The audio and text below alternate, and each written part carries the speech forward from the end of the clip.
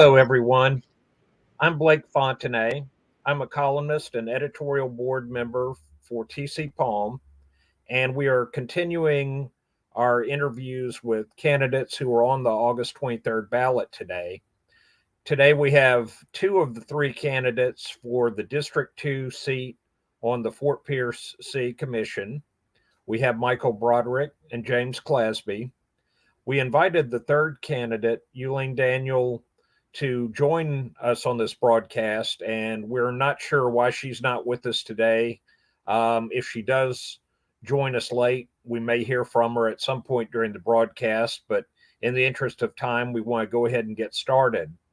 A couple of remarks. We use these interviews in a couple of different ways. One is to help the editorial board members to formulate our opinions about who to recommend in the races should we decide to make a recommendation. And of course, we also make the videos available to people on our website so people can watch these interviews and make their own conclusions about the candidates. So we are going to get started.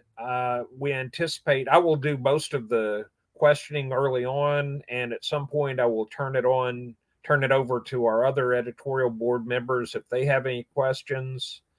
We expect this to take no more than an hour or so, possibly less with just the two candidates. And we will try and hopefully keep the answers short. We're asking for the candidates to help us in that regard in making your answers as succinct as possible. And so with that, we will go ahead and get started, and I will alternate who I ask questions to. So we'll start with Mr. Broderick first, and we'll continue to reverse the order as the day progresses. So, Mr. Broderick, the first question we have is: describe one ethical situation that you have found yourself in your life, one ethical dilemma, and how you dealt with it.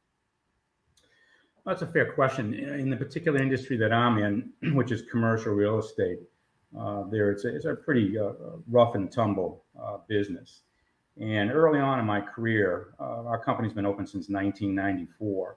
Early on in our career, there was a lot of representation issues amongst real estate agents that the state was having difficult time sorting out. And it had to do with representation of clients, et cetera, disclosure of information to prospective tenants and buyers and things of this nature on the representation side when you had an obligation to your seller client. So it was as if you were always caught in the middle, and it was quite a paradox that ended up in extensive litigation throughout the state. So as a real estate agent, we were continuously thrown into this ethical dilemma. Disclosure of information, protection of the client's fiduciary relationship, et cetera. And it was a rather continuous thing until the early 2000s when the state of Florida started to address it. So simply put, in the early vestiges of our firm, we simply took the position from an ethical standpoint that we were required to protect them, and we had to draw a very hard line in that vein. And it effectuated ultimately our ability to do business because we knew other firms were not necessarily doing a similar type of format. But we chose to take the high road in this instance simply because it was A, the right thing to do, B, was it costly from a business perspective? Yes, it was. But we thought that ultimately that was the correct position to take. Okay, thank you. Mr. Clasby, same question. Could you please describe one ethical dilemma you faced in your life and how you handled it? So, ethical dilemma, I always try and do the right thing. I kind of live by a code of, do unto others as you want done to you, and to have ethically high standards. One of the instances where some might call it a dilemma, but I just saw it as doing the right thing. In this campaign, I've talked to many people. And in fact, during the King's Landing Historic Preservation Board, there were lots of allegations of sunshine law violations. And I took these very seriously. They actually occurred during public comment, during the planning board and historic preservation board meetings. And so what I did, acting as someone that wants to represent the public, I did public info requests, and it resulted in things that I thought were a violation of the Sunshine Law. And I handed that over to the proper authorities, and it's in their hands from there. But that's one of the situations that I would consider to be an ethical situation, where I believe I acted in the best faith of the people of Fort Pierce. Thank you. And I will start with you on the next question. Since you brought up King's Landing, that was on our list. Was voting for King's Landing the correct decision for the city commission? And why or why not? I think that you got to go back to the Historic Preservation Board, to be honest with you. If you look at the votes, the Historic Preservation Board voted several times against it for the same reasons that they ended up voting for it. I think when you get appointed to a board, you should be compelled to vote what you think, not what you think is going to move projects forward. Had the Historic Preservation Board voted to deny the request, which if you read the motion, that's what they wanted to do, the city commission would have then had the ability to overturn that decision and move forward anyways. But political decisions were made on quasi-judicial boards, and that really does not sit well with me. Anybody that takes the time to watch the meeting can see it's clear as day. Unfortunately, most of our meetings are not watched by hardly anybody. We have empty boardrooms almost every meeting. The only people that are there are generally to speak in favor of something. And I think that a lot more public involvement could be had to make this a better city. Well, just to clarify, I'm not sure I understand where you come down on the King's Landing project. Are you for it or against it? So I was for the original inception of King's Landing, and ultimately at this point, the city has accepted it. So I want to push to that contract be executed to the fullest extent, and milestones are tracked. I didn't like that they went from the 8 stories to 11 stories with no trading of public benefit. Essentially, the developer came in and said that they wanted $20 million of more development rights, going from 8 stories to 11 stories, and they didn't want to give anything in return. That required an increased demand on parking and all other sorts of options, yet the city kind of just gave them a free pass because they were scared they were going to walk. I would have definitely sat at the table and asked for more. And I got to give Commissioner Johnson, some credit on this. He did attempt to go that route, but he was met with some resistance on the board. So I am in favor of enforcing the King's Landing contract at this point in time, and I would like to see some progress on it. Thank you. Mr. Broderick, same question.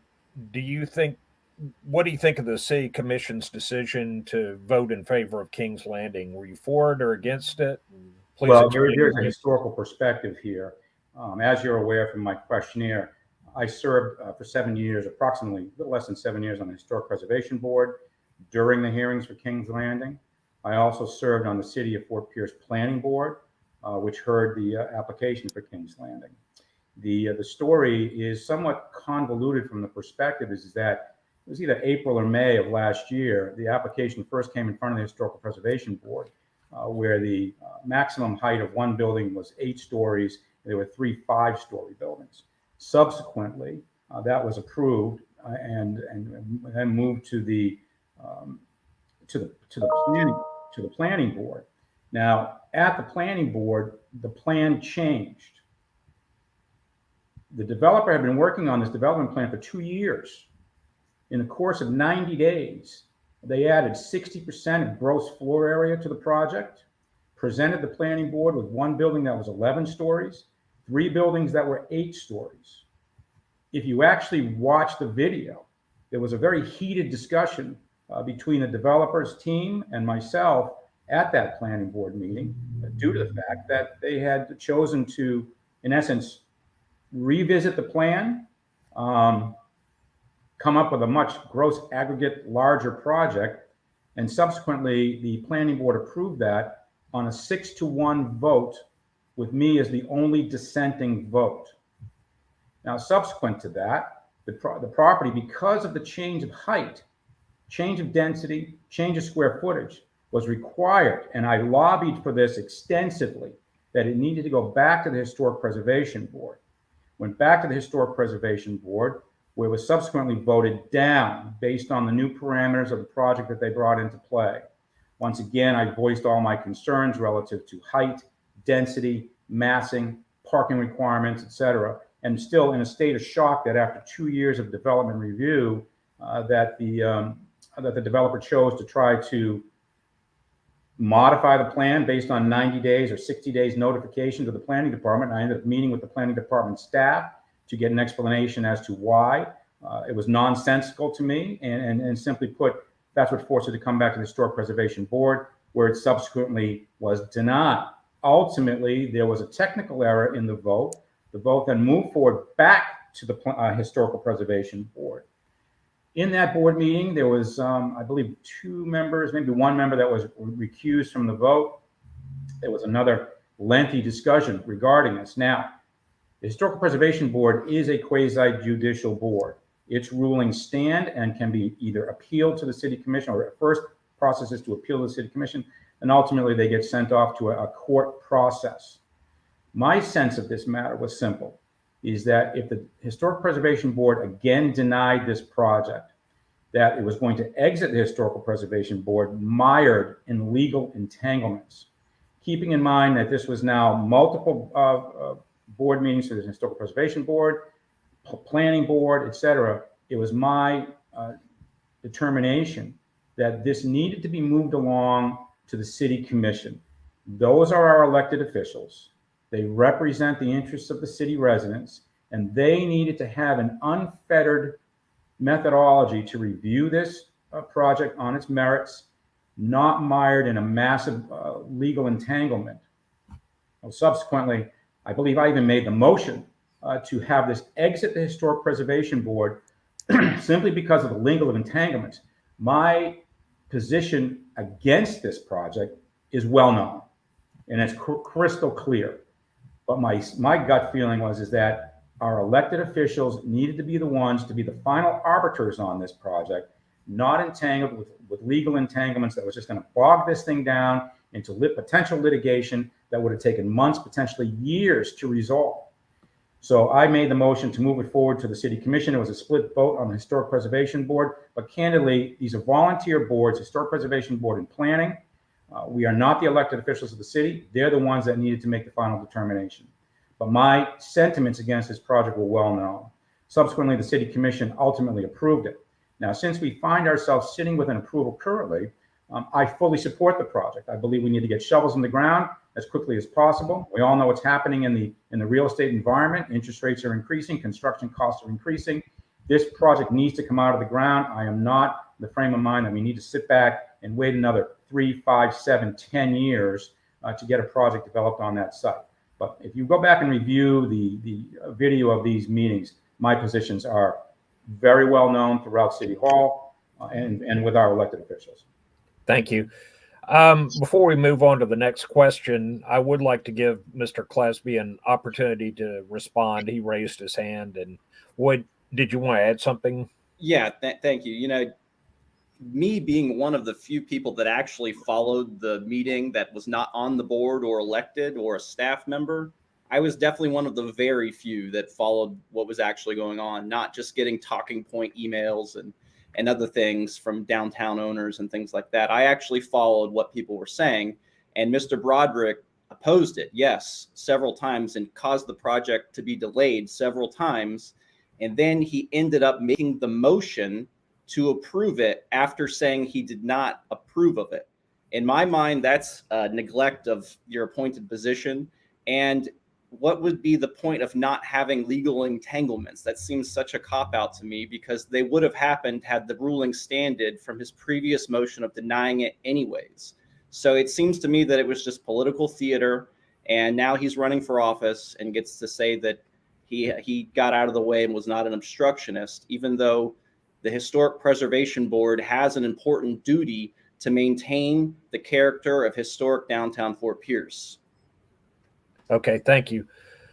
Mr. Broderick, we need to get on to other issues. I'll give you one more rebuttal on this, and then we need to move on to some other topics. Sure. It's easy to be on the outside looking in when you're not putting your time into to analyze these projects and the needs and the concerns.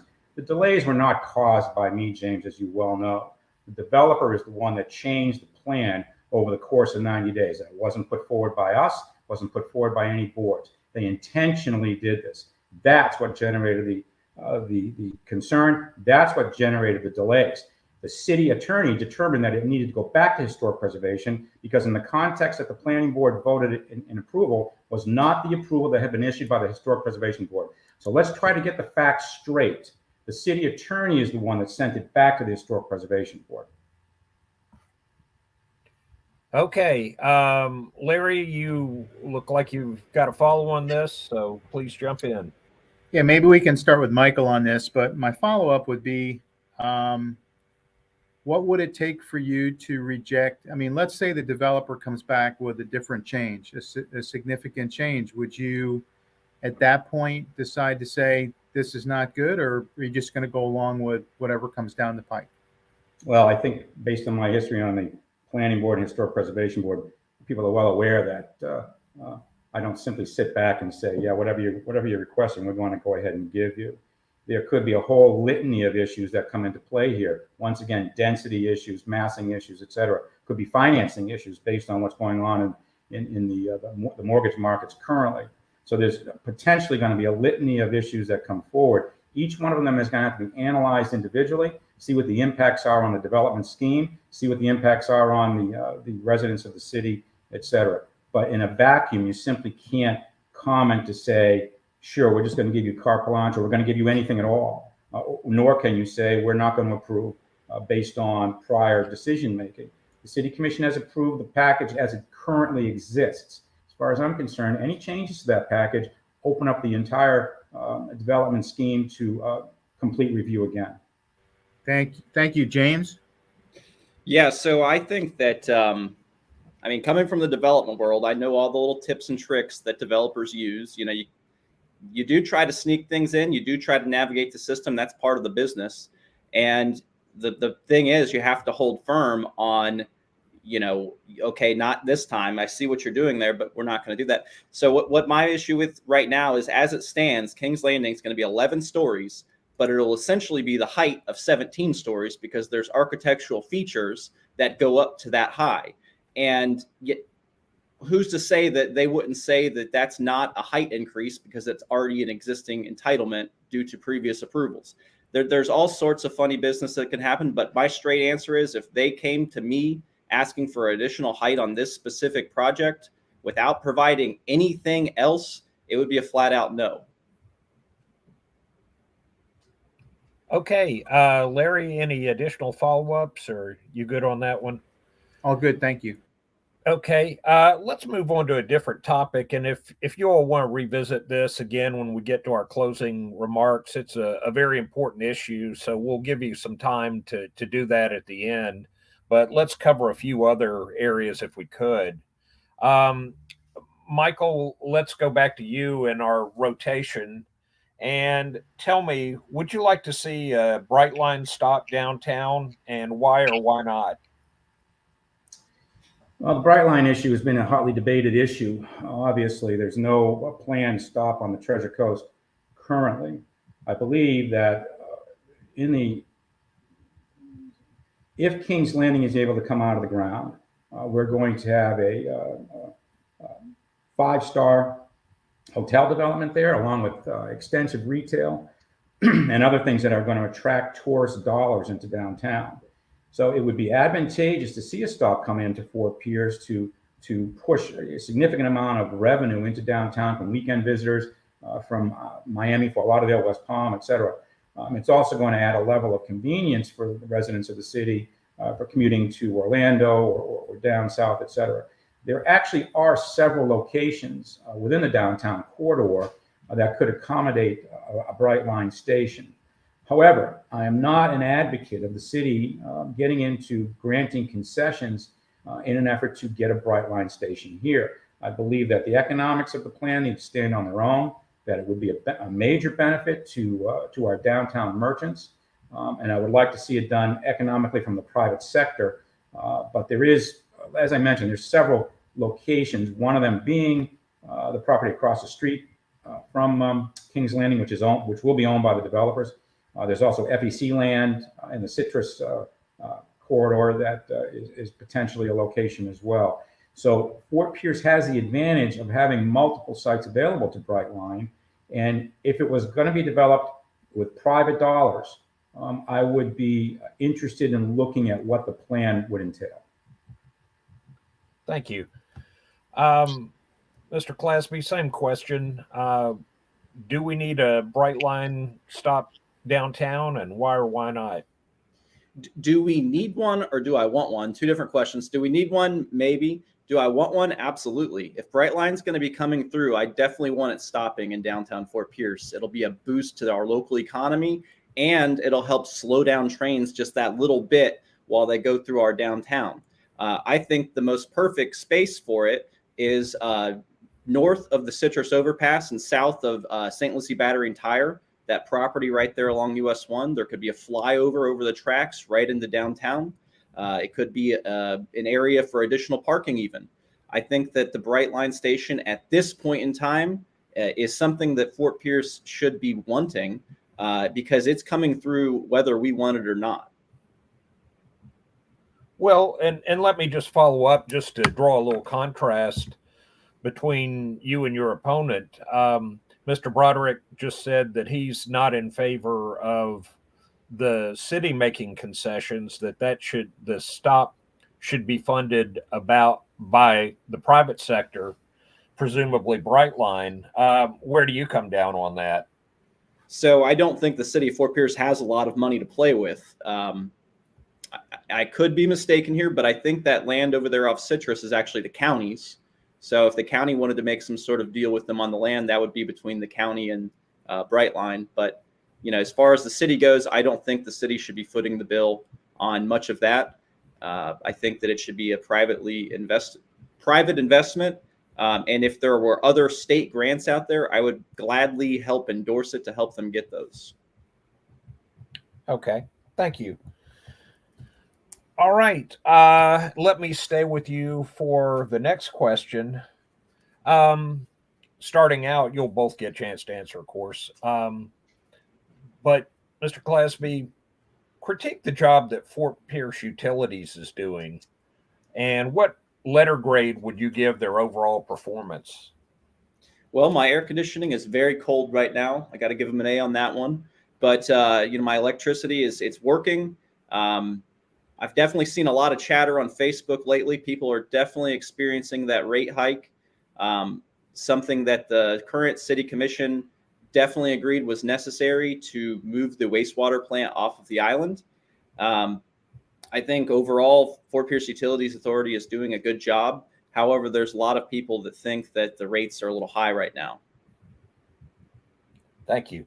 Mr. Broderick, thoughts about Fort Pierce Utilities?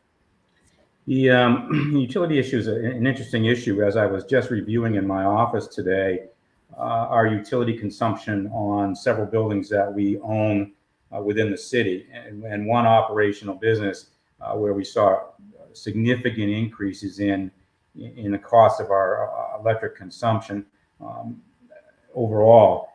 I have a concern that FPUA rates are going to potentially stymie business growth. I know it's having direct impacts on our bottom lines of our business operations. I'm concerned about heavy electrical users coming into the market that may bypass Fort Pierce simply because of the cost of utility services.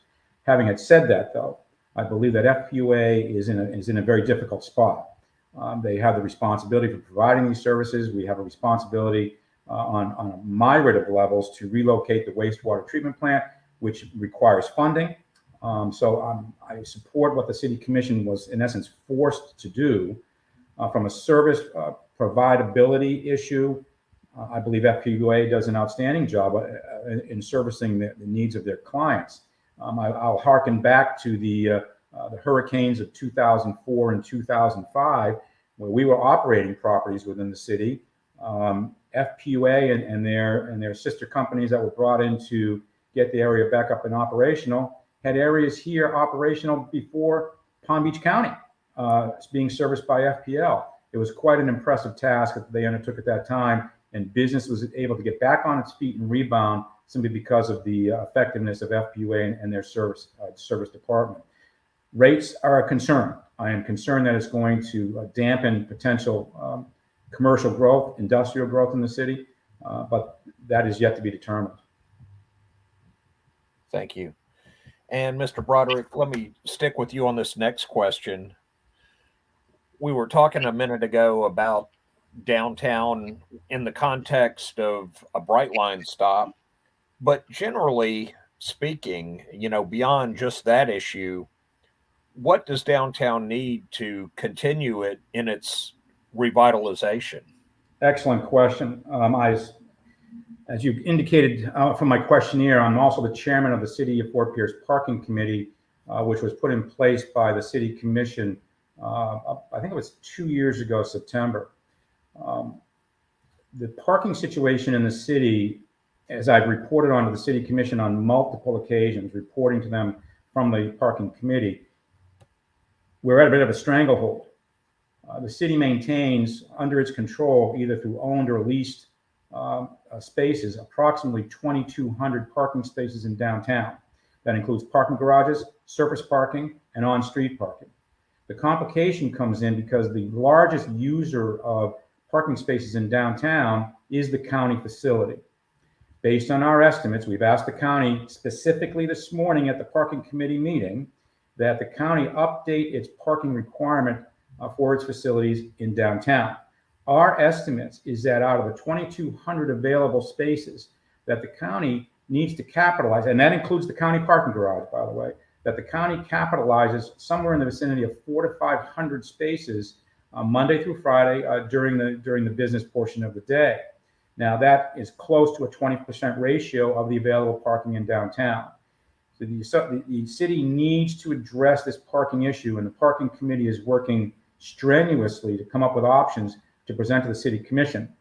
One of the options that we are presenting to the City Commission at their conference agenda in August is to hold some joint discussions with the county to determine solutions that the county is going to participate in financially to alleviate this problem in the downtown area. Now, it's easy to say, well, let's just pick a piece of property and build a parking garage on it. Parking garage costs $30,000 a parking stall. That's a lot of money. And if we have a shortfall of 300 to 400 spaces, well, you don't need a calculator to figure out that we're short $10, $12 million in which to accomplish this. Now, having said that, the approval of the King's Landing project, if you look at the parking dynamics of that project as a solo project, their requirement from their internal calculations is that project requires 750 parking spaces to service it. They're providing approximately 290 spaces of their own on-site, either surface parking or parking structure generated parking, which leaves a shortfall of somewhere in the vicinity of 450, 460 parking spaces. So you combine the needs of King's Landing, you combine the needs of what the county requirement is for jurors and staff and things of this nature, we're looking at a rather extensive deficit that we need to get out in front of. If we do not get out in front of this now, because as you know, to develop parking assets takes a considerable amount of time and money, downtown growth will be choked off. There will be no continuation of an expansion of downtown up to Indian River, et cetera. And this, to me, is the primary problem in trying to navigate downtown on a path of planned, managed growth with sufficient parking assets available to meet the needs of a growing downtown. Thank you. Mr. Clasby, I know you want to circle back to the utility issue, but if you could first talk about the question of what downtown needs to continue with its revitalization. And after you finish your thoughts on that, you can go back to the utility issue.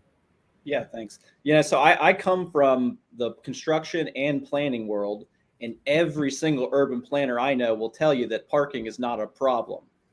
It's not a utility. It's not a problem. In fact, parking problems are some of the best problems you can have for a downtown. That's what most planners will tell you. Now, as a consumer and a person that goes to downtown Fort Pierce, I can tell you that parking is definitely a problem. And it's caused me on several occasions to just skip downtown and go somewhere else. For dinner, for instance, we'd go through, Moonswiner's drive-through versus going to downtown if there's not parking.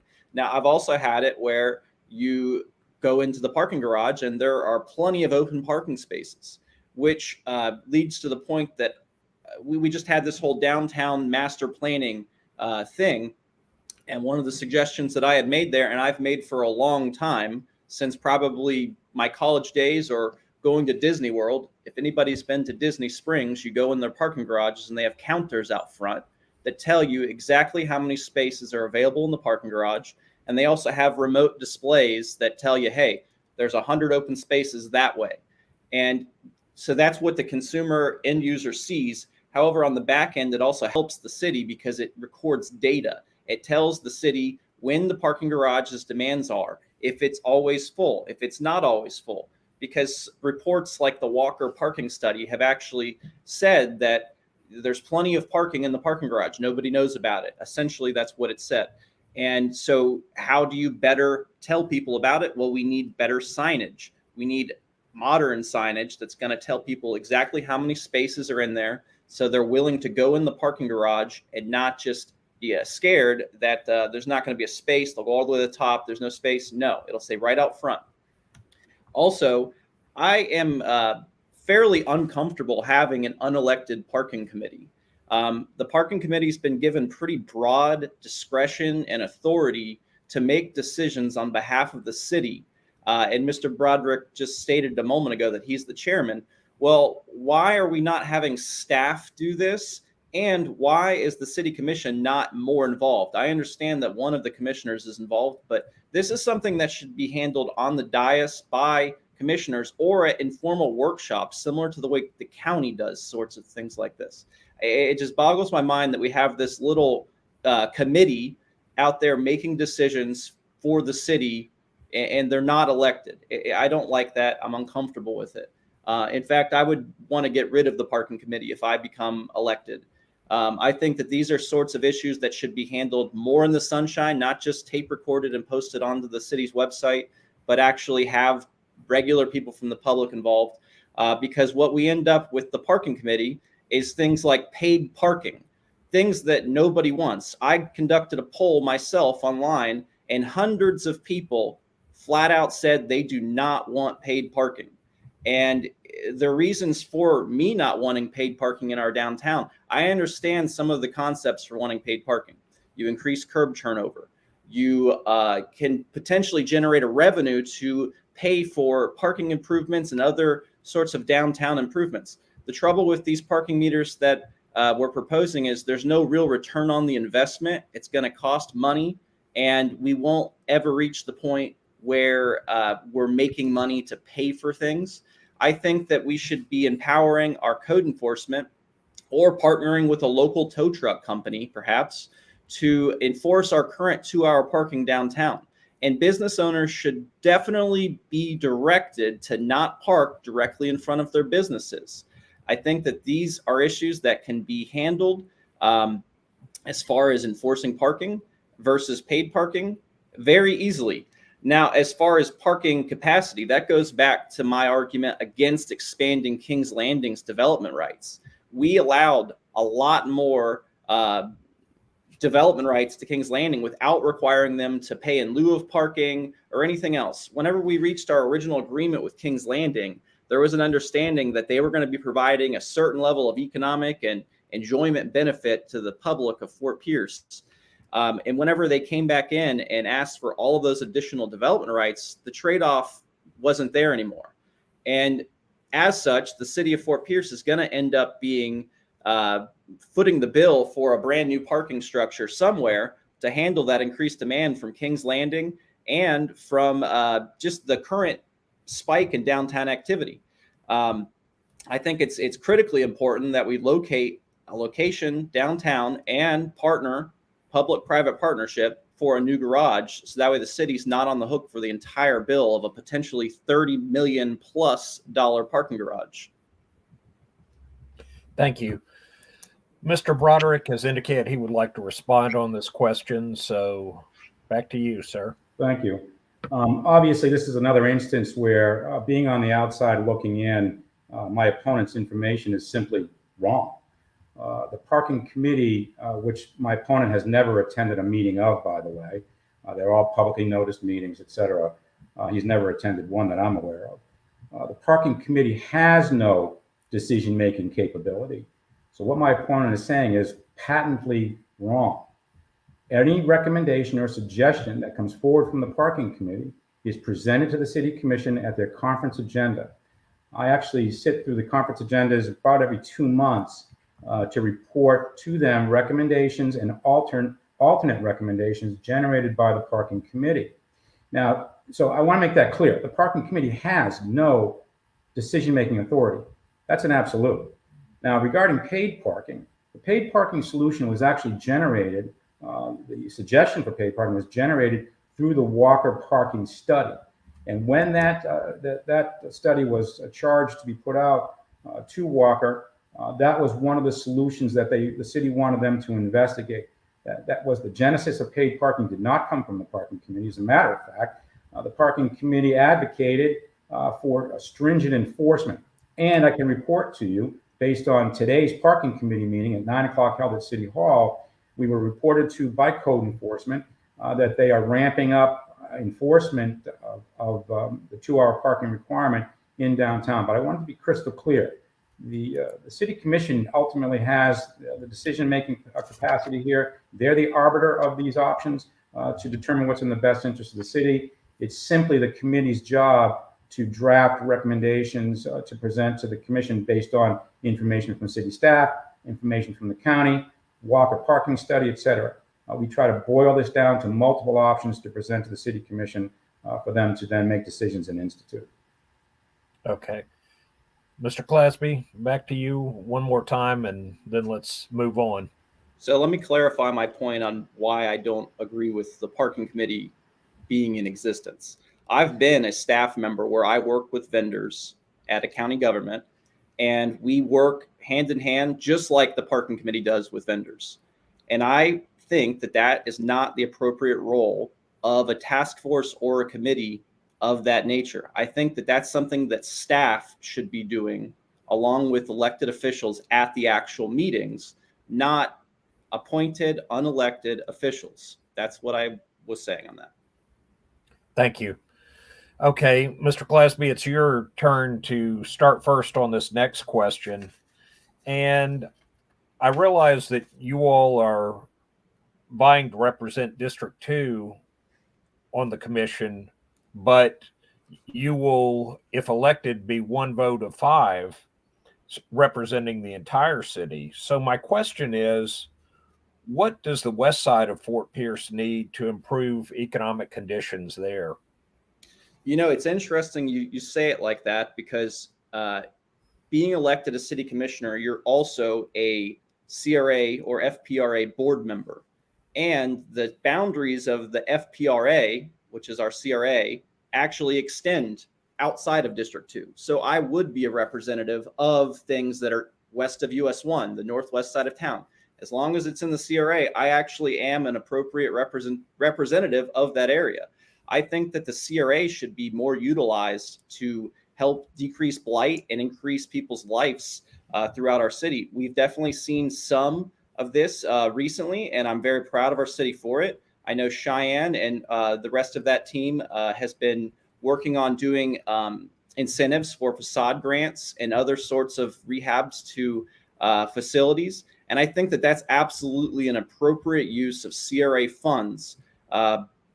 There's only certain things that you can spend CRA dollars on. And I think my last check, I was just looking at the CRA's annual report last night, and I believe that $500,000 was transferred into the general fund. I would like to see less of this and more actual CRA dollars spent on CRA improvement projects in the form of infrastructure. Our city roads are in horrible shape. Some of them are 25, 30 years old, and I haven't seen a full map to them being repaved and reconstructed. We passed a half-cent sales tax to help supplement this. And for me, I don't think we have enough road projects going on. Roads are the most simple thing that a municipal government can provide to its taxpayers. And we are failing at that in my mind. Whenever I'm elected, I want to make sure that roads are prioritized, sidewalks are prioritized, street lights, things that are known to make neighborhoods more walkable, enjoyable, and decrease crime. I think all of these things are force multipliers for the police department to make sure that we have a safe community. Thank you. Mr. Broderick, same question. What does the west side of Fort Pierce need to improve economic conditions there? Well, this is another question that shows a sharp divide between myself and my opponent. My office, where I'm talking to you from currently, is actually located in District 1. We've made extensive real estate investments in the city of Fort Pierce, unlike both of my other opponents. We control and operate property and own property located throughout District 1. We have a vested interest in the Peacock Arts District. We have a vested interest in the Delaware corridor, both of which are located in District 1. My wife and I had the opportunity to attend the opening of the Lincoln Park Theater this past Friday night. The Highwayman Museum this past Friday night. And we were discussing the evolution of the Avenue D corridor, which I've been very concerned about all my years on the Historic Preservation Board and on the Planning Board. Simply put, my comment was with the opening of the Highwayman Museum, the potential opening of the Lincoln Park Theater, this sets an anchor in that particular corridor, which I think will be then private funds will then come in to commence with redevelopment of those areas simply because of some positive things that have taken place. Now, if you look at, my office has been located on Delaware Ave now, I believe, 7 years, give or take. The changes on Delaware Ave in that time, simply by property owners such as myself coming in and investing private money into the redevelopment of these areas, is showing massive dividends. We took a building that was located on the corner of Orange Ave and 7th, which had been vacant for 25 years, and redeveloped that property into a very prosperous business, an Art Deco theme building, which has rejuvenated that corridor.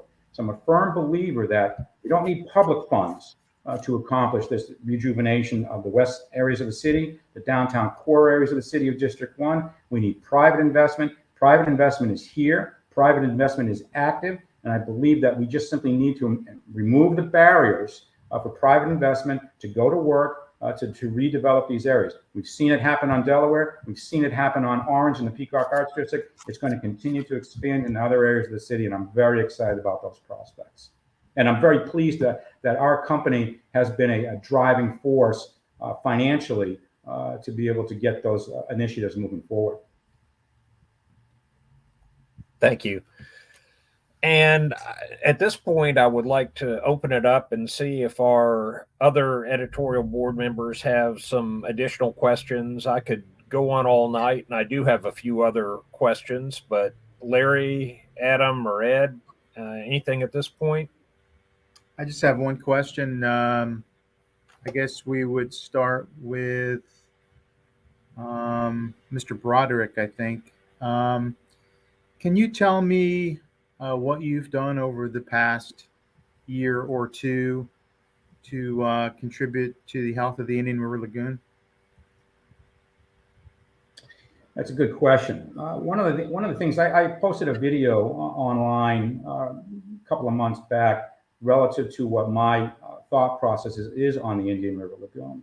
And one of the things from the areas that I volunteer in the city, one of the biggest concerns that I had in being in the planning board specifically was that development in the city needs to be removing refuse, oil waste, and things of this nature from their proposed developments with separator systems in place to protect the lagoon. I run through downtown several times per week, and you'll note downtown the entire surface water drainage system is simply marked, don't put anything down here, it's going straight to the lagoon.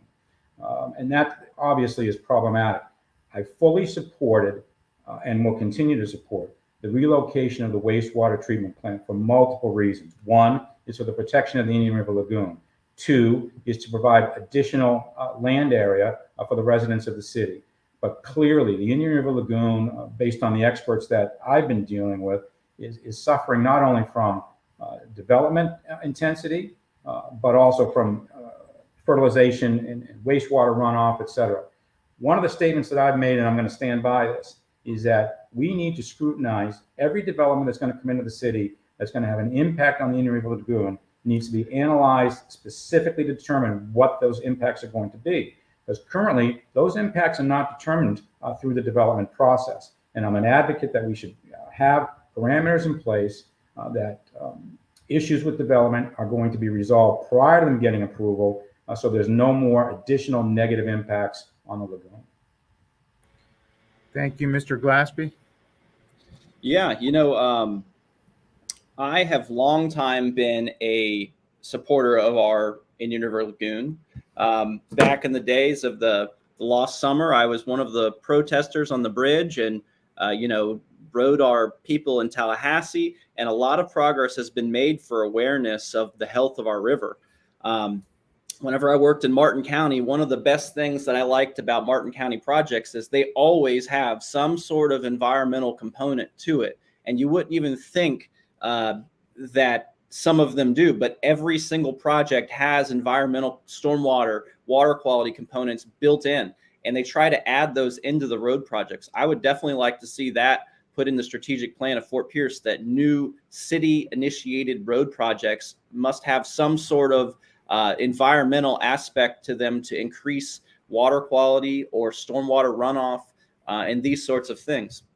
Now, I was a big advocate of the purchase of the land out west of town, which should hopefully clear up our waterways here locally. And that's something that we should see coming online soon.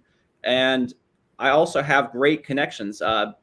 Being a city commission candidate, you won't hear many city commission candidates say this, but I'm actually endorsed by United States Congressman Brian Mast, Florida Representative Dana Terbolsi, and those are two people that have been champions of water quality projects. And as a city commissioner, I will definitely do my part on the city's dais to make sure that water quality projects are moving forward, being requested, and actually taking place in the city of Fort Pierce. We don't want to get left behind like some of the other areas are getting more advanced projects to help treat the river. There's lots of things that could be done. City of Fort Pierce owns hundreds of surplus properties, for instance, in neighborhoods. Some of these properties could be utilized for pocket parks and stormwater treatment areas, all sorts of things that have the ability to be funded by grants from the state and federal government. And if projects are identified, I will absolutely use any connection I have in Washington, D.C. and Tallahassee to help us get money for our water quality projects. Thank you. Back to you, Blake. Thank you. And Ed and Adam have indicated that they're okay for right now, so I'll pick up with my questioning. Let's start with you again, Mr. Clasby. How do you think that outsiders perceive Fort Pierce, and what, if anything, should be done to change that image? So I think some of the charm is kind of built in Fort Pierce. A lot of people are scared of Fort Pierce because of our perception of crime and things like that. And then whenever you bring in people from out of town, I brought in someone from Jacksonville their first time into Fort Pierce. And, we went straight down Orange Avenue into downtown. And, it's embarrassing sometimes to bring people through our main gateways into our city. And whenever I say gateways, I'm talking about Orange Avenue, Delaware Avenue, and Okeechobee Road. I think that the city, county, and state could be doing a lot more to improve those main corridors into our city. And then improvements will just radiate from there into the neighborhoods, as far as I'm concerned. But you have to address the main corridors first. And I think that those are definitely going to be a priority on what I would like to try and get done. I want to see if we can get those main gateways to our city cleaned up, so that way people that are coming in from out of town have a better image of Fort Pierce. that coupled with empowering our law enforcement to do their job and provide them the appropriate funding to provide more patrols and make people from out of town feel safer, because we don't need to have any perception that Fort Pierce is anything other than safe. And whenever I'm a commissioner, we will definitely improve our image through both physical and actions by our police department. Thank you. Mr. Broderick, how do you think that outsiders perceive Fort Pierce, and what, if anything, needs to be done to change their image? Well, being a local commercial real estate redevelopment company, our expertise is based in rehabilitation of existing buildings, et cetera. We know precisely what the concern levels are here when we're looking at leasing space to proposed tenants that are coming from out of town into this marketplace. I believe that this is, again, a perfect example of a stark difference between my opponent and myself. I believe recently there's been established a working group of private property owners in the Orange Ave corridor. The first meeting of which was held at the renovated post office on Orange Ave, 500 Orange Ave, hosted by Stan Sinskowski.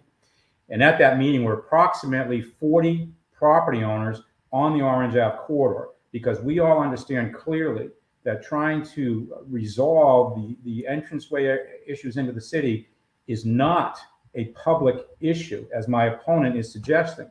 This is a private property owner's issue, and we need to get these folks into the fold to improve their properties, like my firm did with the 701 Orange Ave property. The 500 building on Orange Ave did the exact same thing with hundreds of thousands of dollars of private investment, et cetera. We need to expand this effort all the way down the Orange Ave corridor, all the way out to the highway, because we hear negative comments from people coming into town looking to establish beachhead businesses here from locations in Fort Lauderdale and West Palm and Miami. We run into this problem continuously. Local group headed by Pat Murphy has now taken charge of this private enterprise in an effort to get these property owners to the table, get them to clean up their properties, get them to look more presentable. And the cooperation that we're already receiving is very reflective of the cooperation level that we received over here on Delaware Ave when we started taking properties and renovating them and bringing them into repurposed use. We're now seeing this, for example, a perfect example of this is at 809 Delaware Ave. Came in front of the Historic Preservation Board. The owner of that property is looking to put in a wine bar and a light fare bistro. A very exciting dynamic use for the corridor coming into the city. We have a hair salon. We have other uses that have opened up in the Delaware corridor. We can duplicate what's taking place in the Delaware corridor in Orange Ave, and there's a private group, a private property owners group that is endeavoring to do so. I want to see this group have the support of the city. I want to see them have support specifically of the police and code enforcement. This doesn't cost the city anything. All we're looking for is that arm to pressure the private property owners to bring their properties into proper compliance with existing current codes. So I believe that this can be taken care of through the private enterprise. We do not need city dollars. We do not need state dollars. We do not need federal dollars. We simply need cooperation and leverage from the property owners to bring their properties into current compliance with current building and code requirements. Thank you. Mr. Klesby, I see your hand up. Would you like to respond? I just wanted to clarify. I'm not saying that private property owners can't get together and improve their own properties. I encourage them to. What I'm saying is that the actual physical roadways, sidewalks, planters, and everything else along those corridors I mentioned, Orange Avenue, Delaware Avenue, and Okeechobee Road, are in a state that is not acceptable to me. And you can encourage private development by putting in public dollars into the public infrastructure. Why on earth would a private person want to improve their property if the government is not improving their own property and they're letting it sit there for years and years and years without improvements? Thank you. All right. Back to Mr. Broderick. I'm going to ask one more question, and then I'll go back to you each for your closing statements. My final question for tonight is, how much growth is too much? So, Mr. Broderick, if you'd like to tackle that one first. Certainly, it's an excellent question. Interestingly enough, I had to leave a planning board meeting earlier today to make it to the interview with your group. And this question was specifically addressed. I'm going to give it as a perfect example, the Jenkins Road corridor. The city of Fort Pierce, with the planning department, the planning board, and the city commission has approved thousands of residential units in that market.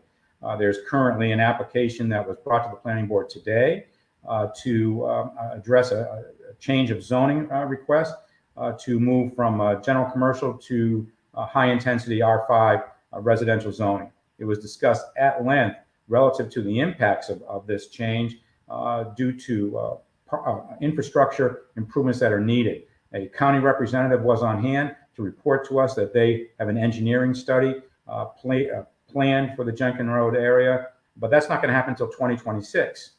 So my concerns for the downtown simply is that growth is going to be handicapped without parking. We need to make sure that the infrastructure is in place to deal with parking issues downtown. We need to deal with infrastructure issues in cooperation with the county out in the residential corridors that are being hotly developed right now in Jenkins Road. The city has approved approximately 6 million square feet of industrial space in the I-95 and Turnpike corridor for large national companies to come in for distribution centers, et cetera. Exact same problem. So we need to have planned, managed growth. We need to take a look at the impacts on traffic counts. We need to take a look at the impacts on density. We need to take a look at the impacts of environmental conditions, et cetera, to determine moving further into the growth of Fort Pierce, which, mind you, the growth of Fort Pierce started very late in this current real estate uptick. I'm going to say that the city is probably about 5 years behind the curve. Growth in Fort Pierce really started in earnest approximately 2 years ago. It's going to be interesting to see with changes in market conditions whether or not these projects actually come out of the ground. However, that does not avoid the problem that we need to contemplate, because it has not been contemplated in the past. The impacts on infrastructure, the impacts on density, the impacts on environmental concerns. We need to up our game, in essence, to incorporate these issues into planning moving forward. The planning department has had challenges. It's gone through 3 directors now, I believe in 5 years. There's a new director that was recruited from Martin County that we're optimistic and kind of get a handle on what these issues are. And that was addressed at today's planning board meeting relative to impacts of industrial growth. Perfect example of this, 6 million square feet of industrial flex space approved in the western portion of the city. The impacts are mostly to the turnpike and feeder roads, et cetera. However, we do not have housing to support 6 million square feet of increase in commercial development. So we need to have a more balanced plan. We need to have consistency coming out of the planning department, working with the planning board, and then working with the city commission. So there's some staffing issues that need to be addressed. There's some volunteer board members that need to be addressed as far as what their recommendations are going to be from the planning board. And the city commission needs to be assisted in these endeavors by the planning department and economic development team to make determinations moving forward. But it is a big concern right now. This isn't something in the future, guys. It's here today. And we need to get our arms wrapped around this. Thank you. Mr. Clasby, how much growth is too much growth? Yeah, so I actually have asked a lot of people this question to help just strengthen what I believe about it. I've knocked on almost over 700 doors at this point, and I've talked to people specifically about growth and the future of Fort Pierce. I think that as far as people, what they say, you'll hear people say that we don't want to become Fort Lauderdale. We don't want to become Broward County. And these are kind of the extremes, but then there are also some people that want us to get there. And I think that those people are definitely in the minority. So the troubling part for me is that we'll expand and then people will complain about it later. So what I want to do, if we're talking about expanding, we're talking about rezoning, we're talking about annexing, I want more people involved in that process. The Wave Park out west of town on Midway Road, that was annexed, site plan, everything approved, open and closed with 0 public comment. That's a lot of units and a lot of retail space being added in to what is currently an agricultural area. If something like this happened in a county to our south, I believe there might be a riot during the pre-application meeting. Whereas here in Fort Pierce, it breezes right through without a single comment for or against. I think that is almost, it's not criminal, but in my mind, I think it's criminal because we need to have more people commenting on major changes in our city. A lot of people only find out about it after the fact. Now, whose responsibility is it to do this? And of course, there's a fine line on what development projects you promote for public comment and which ones you do not. My answer to that is I think that all development projects should be promoted and want public input on them. Of course, that's a pretty high expectation, but definitely the most important expansions of Fort Pierce should have the time for people to know about it and to public comment on it. I think that that'll be the most important part of the future. Me, as to where I stand, I'm 5th generation resident of Fort Pierce. I like my small town. I don't want to grow into towers everywhere. That is not my vision of the future of Fort Pierce. In fact, I don't really like converting land to high density zonings. Out on Jenkins Road, they put through a zoning change to transfer a lot of land from, I believe it was estate density to high density zoning. And again, there was no public commenters against this. Some of the commissioners, in fact, didn't even know that when you switch to that high density zoning, you actually also allow buildings to be built up to 200 feet. And, you know, there's reasons why we have planned unit developments.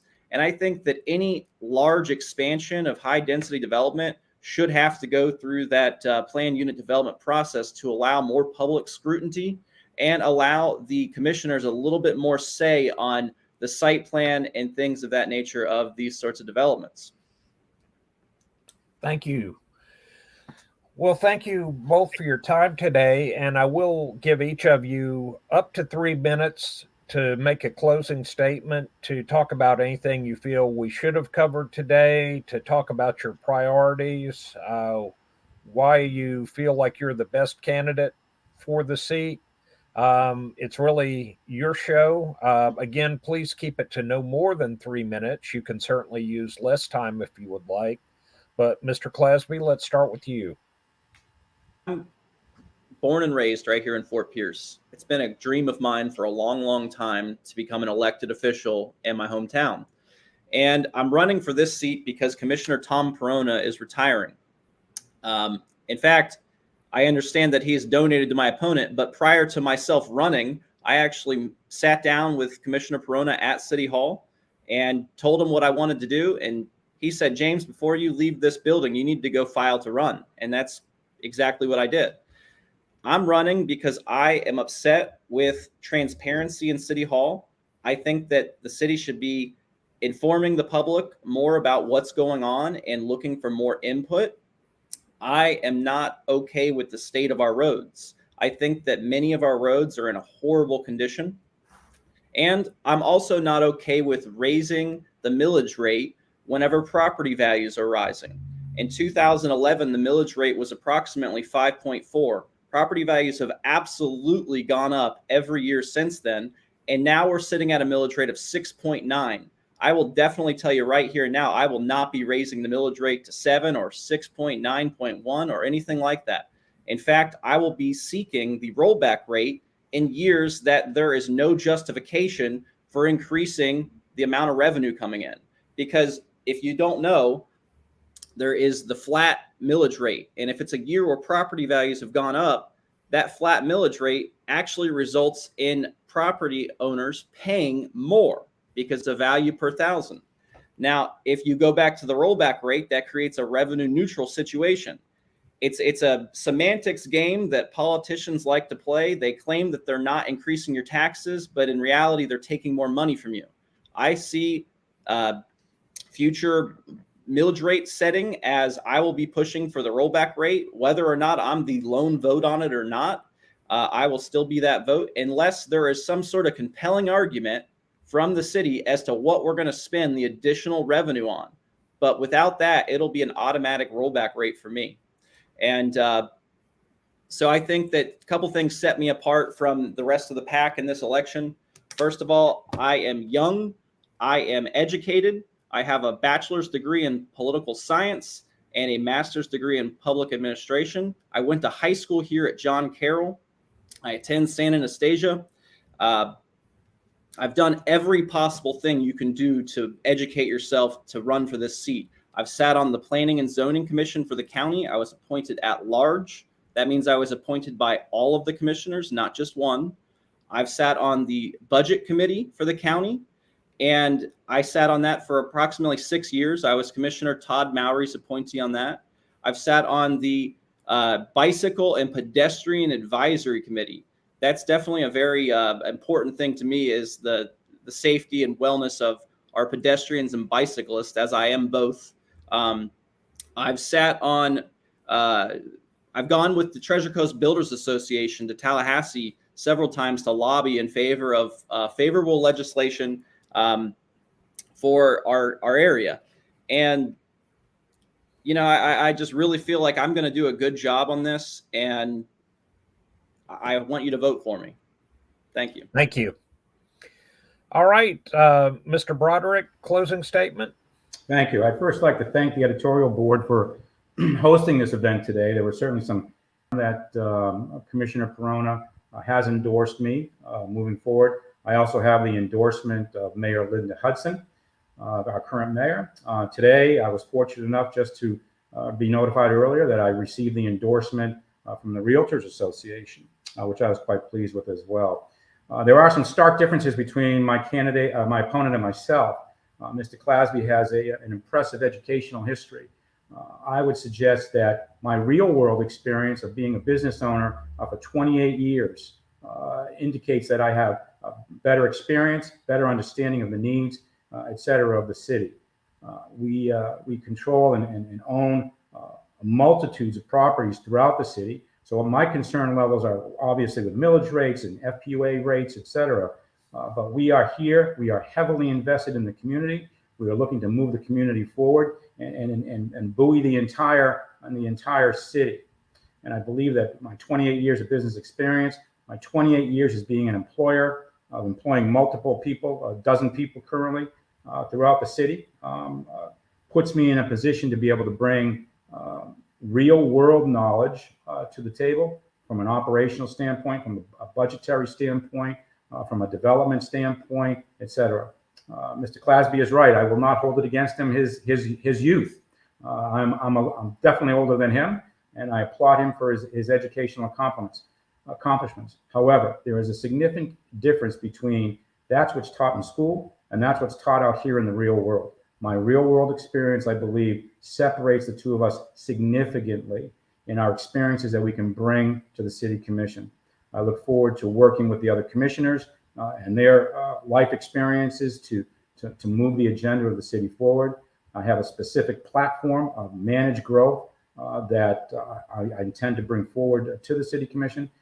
I actually have a record.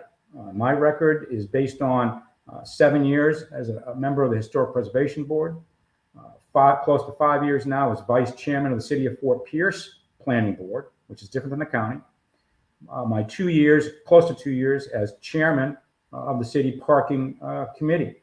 Those real world experiences have me up to the minute. And in fact, I attended 2 meetings today on behalf of the City Parking Committee at 9 o'clock this morning, Planning Board at 2 o'clock this afternoon.